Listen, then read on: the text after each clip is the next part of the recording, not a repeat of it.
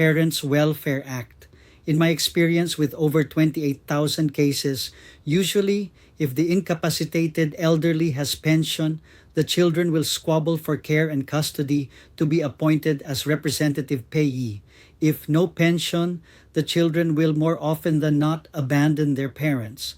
Parents not having established retirement social insurance such as SSS during their working years, in my personal opinion, is actually a government failure. And I believe it's just right that government has to pay the cost of this failure by just printing more money to pay social welfare for the elderly.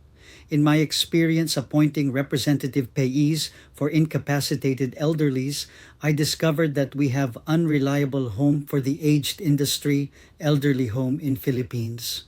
I hope the government will be helpful in creating more elderly homes facilities. I want elderly homes in great numbers that are able to accommodate beneficiaries who are walk-in, forced in, transferee, temporary, permanent, local, foreigner. I believe it should be Philippine SSS that should pay the elderly homes, whether the fund be coming from member contributions or a direct subsidy from the national government with supplemental benefits from the local government. I have thought about this nice policy for a long time after learning how the US Social Security does it.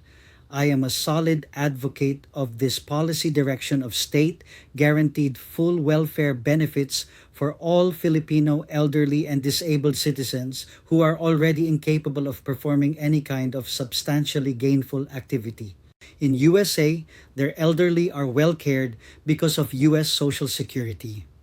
I love America because American government, both the federal and the state, cares well for its elderly and disabled citizens in general.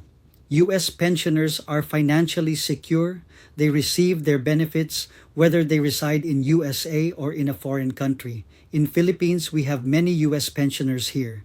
In Philippines, we even created a new kind of visa for foreigners called retirees visa to attract pensioner elderlies, especially American retirees, to relocate here in Philippines. Though I have a personal subjective problem with US Social Security, they have an alien non-payment provision or ANPP.